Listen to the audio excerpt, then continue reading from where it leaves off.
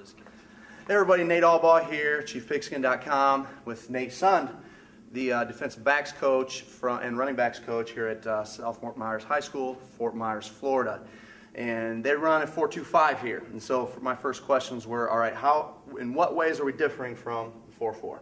You know, so I'm just going to kind of fire some questions out at Coach, and Coach is going to do his best to answer them and see what kind of video this turns into. So Coach, my first question here was, you know, when we were talking about 4-2-5, you showed us a little bit how it differed really using your athletes. What are you going to do first and foremost to a team that's spreading you out? If we're just going 2-by-2, we got a shotgun spread team with a 2-by-2. How are you guys handling that? Okay. Well, in the 4-2-5, one of the biggest answers to that question, all right, typically is, well, we're already set up for cover 3. Okay, we have our flat defenders. Okay, they're hard run read, then bail to the flats. Third, and the same thing on the backside with our rover. Now that's the easy answer. Now out of that, we can do multiple things. We have several different coverages. We can go right away to one of our man calls if we feel like we're getting hurt or beat deep. I trust these guys enough. I'm not going to put them in man coverage all the time, but I do trust them enough that we'll go ahead and let them play around a little bit. They run with us. They're our DB. They're a hybrid with a linebacker. So we'll go one high, man free. Okay? Or we may actually, if we want to get some pressure, we'll send one of these guys and use him to cover up, and we'll go zero coverage and play straight man, you know, to the wall. Okay, so so you are able to do more defensive back type things with kids that were formerly outside linebackers, such as man up, because in 4-4 you're not going to do a lot of manning up with your outside linebackers. No, that's what we were talking before. These are hybrid guys. We're blessed here at this school to have athletes. And we don't want to have some guy sitting on the bench because he's not a prototypical 4-3, 4-4 linebacker. So we brought in that other extra outside linebacker, but he's a hybrid. He's a strong safety, a free safety, or an outside linebacker. And we use them to roll around and to adjust. They're our adjusters. Okay, so if you drew up a pro type look, split backs, or the wing T type look, anything where we got a tight end on one side, split back on the other, and we have a very clear strength to one side. Sure. You know, my question is a 4-2-5 allowing me to do anything more to this that a 4-4 doesn't allow me to do that? Fair question. Fair question. Let's go. How far do you guys see the wing or the double wing? Or yeah, let's say we got a standard wing team, we got a wing, we got split backs, or we got that T back, you know, we got the fourth back here on the left behind the tackle maybe. Okay. Yeah. Maybe, or the 4, we'll go sure. 3. That'll work, and the split, yeah, you got. We'll go universal for everybody. Here we go, easy enough. For us here, it really turns into our 4-4 look.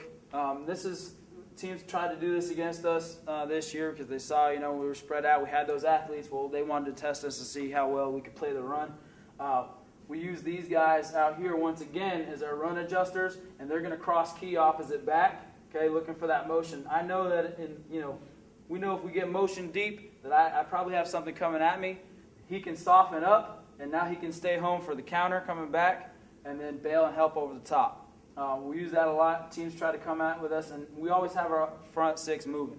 They're not standing still. They're not playing straight where you're going to slant one way or the other or twist or stunt. So we have movement up front, which helps and just lets them be the force player. Takes a lot of pressure off of our defensive ends as well. Okay, so let's say we take that number 4 back, put him into an I back. Now we've got a very clear strength. Very clear strength. We got a wing, a tight end, all on that side, I backs. You guys going to do any sort of rolling against this? Sure. We'll bring our safety in nice and tight, our strong, okay, and we still have that corner sitting back out here. There's a couple different games that we can play with this, and as you can see, you can probably see that as well. There's some different things that we can do. I can soften him up a little bit and just be my home run, and I can even roll my rover, okay, up to help and let the free safety come over, play over the top, play a cover 2. And really, this becomes an front over coverage for my strong safety. It really takes the pass responsibility out of the equation for him, lets him play a hard run read. And then, you know, if he reads pass, then he's allowed to bail. We'll use him as a robber type guy. We'll keep him in the flats, and we'll just let him sit here, rob this area. That's probably the weakest spot in that defense and that front that you're going to see. So he'll cover that part up. Okay, so I guess my last question is, you could probably draw something up more like a 2x2 type look if you want for this last question. You know, every defensive coordinator or even guy that's looking at his defense and he's going, all right, I maybe would like to run this defense, but I'm not as comfortable with my cover 3 shell because I don't feel like I can do as many things. I'm struggling with coverages. I can do more from my cover 2 shell than I can from a cover 3 shell. What are some ways you guys have gotten into other coverages besides just a cover 3 or a man free? You know, do you guys have a way to get into a cover 2 look to keep the offense guessing?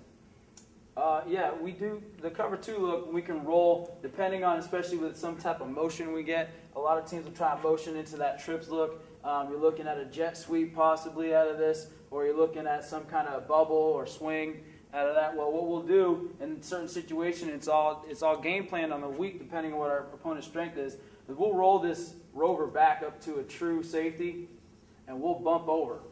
Okay, and now we've got that too high look. And once again, it takes a lot of pressure off of this kid. He can really stay home hard for that jet sweep and help out on the run.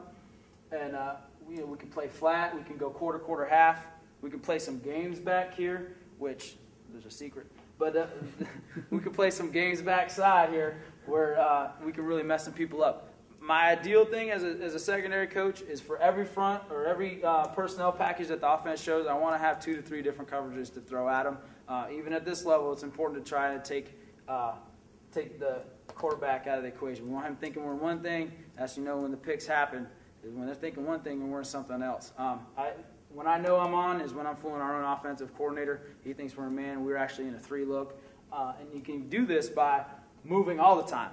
If we're just moving once in a while, now people, okay, well, they're rolling into their 2 packages. But we're constantly moving back here. I tell my guys we're always talking. It should never be quiet. And we're always going to move around. We want the quarterback to take a picture every time before he snaps the ball. In the middle of his cadence, he's taking a picture, and then the picture changes. It's going to throw him off his game. Thanks, Coach. You're welcome.